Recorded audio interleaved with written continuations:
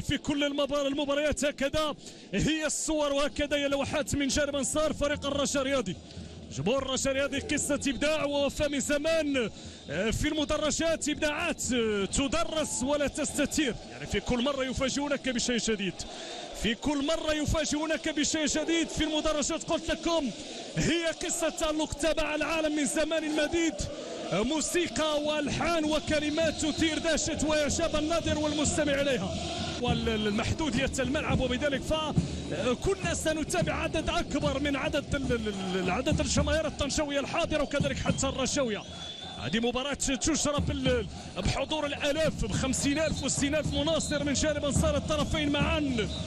دائما هي الصور من ملعب لبيرشيكو، ليس غريبا عن ما ارتبط اسمه بالفن في كرة القدم، فن في الفرشة والأداء وفي المدرجات، هي صفات لطالما كانت حاضرة في مباراة الرجاء الرياضي واتحاد طنجة. تنطلق في هذه اللحظات من جانب عناصر فريق اتحاد طنجة.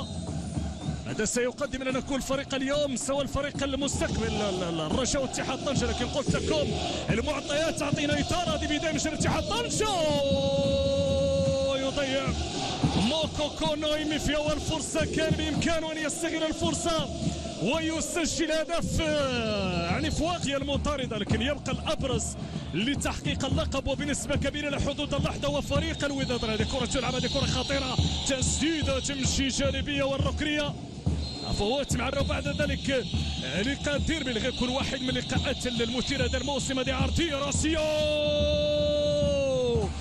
موكوكو نايمي يضيع الفرصة الثانية، كان بإمكانه أن يسجل أول هدف. الأولى تابعنا انفرد أمام الحارس أنس السليتي، والثانية الراسية تمشي محاذية. هذا اللاعب اللي عنده ذكريات جميلة أمام فريق الرجاء الرياضي كيف لا، وهو اللي كذلك عنده بعض الغيابات المؤثرة. من وعرب نشوف الركنية ورجع المعلومة، ركنية رجاوية راسية بورصة تمر جانبية تمشي لفائدة فابريس كاينكا، يلعبها مقوسة راسية. أول وأخطر فرصة للرجاء تقري ولقب الكونفدرالية ولقب السوبر، في انتظار ما ستولي إليه الأمور في المستقبل بالنسبة للورفلي ومجموعة من اللاعبين بالنسبة لفريق الرجاء. هذه تلعب من زكريا حدرف، يمشي زكريا، ينزل زكريا، فرصة زكريا، يروح زكريا العرضية، تمشي محاذية من محمود بن حليب بخريب كان من اولمبيك خريب، كرة رشاوية زكريا حدرف، زكريا حدرف لعبها بلمسة فنية لكن تدخل من الحارس هشام المشهد. شوف مو بهذه الطريقة اللي كان بإمكان أن تم حول هدف فكير. كرة ثابتة تكون واحدة من الأسلحة المطروحة بقوة في هذه المقابلة، صراع كبير في المنطقة. جماهير الرجاء واقفة في هذه اللحظة، تابعوا الصورة في المدرجات. مشات فوق مرمى الحارس، فرصتين سانحتين، كرة لزكريا حدرف، يمشي زكريا العرضية، زكريا راسية بديعة وتدخل بديع من هشام المشهد.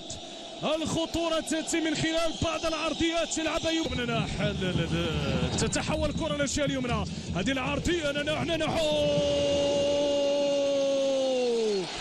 أيوب نناح من جديد. يبقى الأخطر في خط هجوم فريق الرجاء الرياضي وفي المنظومة الهجومية لفريق الرجاء الرياضي، يقوم بأدوار كل من محمود بن حليب، سفيان الرحيمي وزكريا الحدراف، اللقب الغالي في مسيرة فريق اتحاد طنجة. انتبهوا، هذه كرة خطيرة غريب أمر موكوكو نايمي، كرة لم يستثمر لاعب الاسبيتا كلوب سابقا. ثالث كرة امام الحارس أنس السليتي، لاحظوا معي زاوية مناسبة. هذه قرار الحكم المغربي فسيكون متواجد كحكم رابع في المباراة النهائية لكأس زايد للأندية الأبطال. هذه كرة تلعب مقوسة طنجاوية، إبعاد خطيرة والحكم يقول خطأ. فرصة كانت لفائدة فريق اتحاد طنجة، هدف مرفوض. قبل ذلك الصافرة من الحكم يعلن عن خطأ لفريق الرجاء. هذه العرضية لعبت بهذا الشكل هنا، الارتقاء والمتابعة تمشي خطيرة لزكريا حدرف يعطيه مرة الأولى والثانية.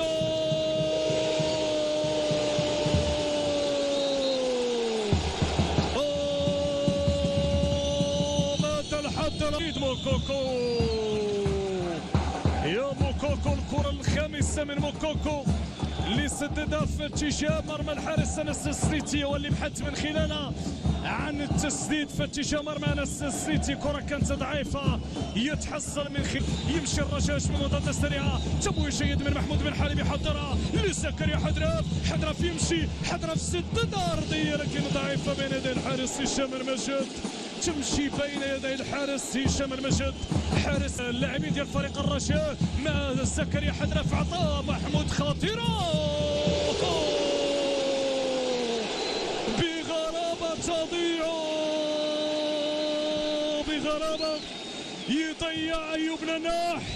هذه قدمت لاسيست زكريا حدراف، عطاني الدويك والدوي قال له هاك سجل خلصنا من هذا الاستعصاف في الجوله الاولى لانه لا يعقل التضييع فرص. كذلك محمود بن حليم خط وسط تمشي من طرف مني يعطيها الكرة عمر العرشو ضايعة، تعود رشاوية، هذه تمرير اسيست خطيرة خطيرة خطيرة خطيرة خطيرة خطيرة، تسديدة ضعيفة من زكريا حدراف، يتغطى الرشاوي مع بداية الشوط الثاني، تمشي لمحمود بن حليب، يتوغل محمود، سددها محمود، الرائع الحارس هشام المجد يتصدى لهذه التسديده اللي كانت من طرف محمود بن حليب، اختار انه يلعبها بشكل مباشر يساريه في اتجاه مرمى. 13 انتصار مقابل 8 انتصارات لاتحاد طنجة. تلعب كره ثابته خطيره لبعد المره الاولى والثانيه،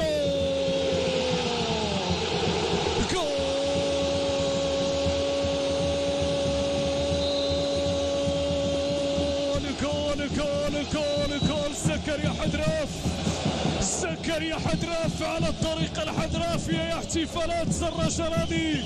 كلما سجل زكريا حدراف يتمكن من افتتاح حصة التسجيل في حدود الدقيقة 48 دقائق بعد دخول الفريق لرقعة الميدان، دقائق على انطلاق الجولة الثانية. الكرة الثابتة أعطت الحل زكريا حدراف في المرة الأولى والثانية، سددها أظن ارتطمت بأحد اللاعبين، نشوفوا الإعادة من زاوية أخرى. هنا تسديدة من زكريا حدراف اللي بعد من الخليقي، الحدراف سددها بنيرة صديقة اللي سكنها في الشبرس. النتائج الإيجابية يعني الفوز على النهضة البركانية والكوكب والشباب الريف الحسيمي، يعني يكون انتصار رابع تواليا بالنسبة للرجاليات.